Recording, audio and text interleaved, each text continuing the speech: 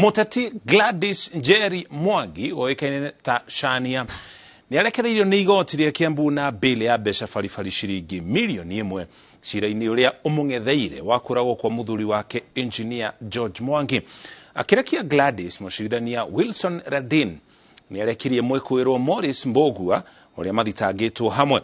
Mbugua arekirio na mũigana ota ũcio wa bail. Mwena wa thitango ũkwendekithĩtie Chania thiĩ na mbere na kũhingĩrwo nĩguo ndakaingĩre kũmwagwa kũrĩa marauga kũrĩ na ũira wa ngero ĩyo ya kũragwo kwa mũthuri wake, makiuga ũmwe wa aruti wĩra a mũciĩ ũrĩa mũthuri wake oragĩirwo nĩorĩte na ndarĩ aramenyeka kũrĩa arĩ gũkinya rĩu.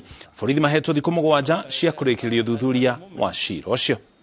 The investigating team are still operating on theories, possible theories, as to the whereabouts of this man who was a servant to the deceased or a servant in the matrimonial home of the deceased and the first respondent. So at the moment, there has been no conclusive finding about his whereabouts. So our concern is, Your Honor, if the respondents are released, particularly the first respondent, the search for this missing person may be jeopardized.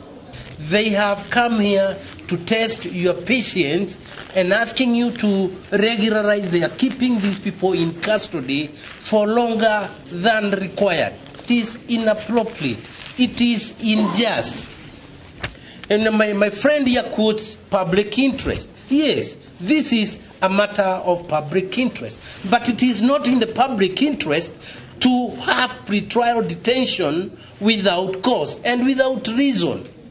The best way for the court to balance here in the scale is to give the accused person the option of bond, which I hereby do, of Kenyan shillings 1 million with 2 sureties. The accused persons in the remaining 7 days to report to the investigating officer at 9 a.m. The orders here will lapse at the end of the 7 days. That is how the elephant in the room has been dealt with.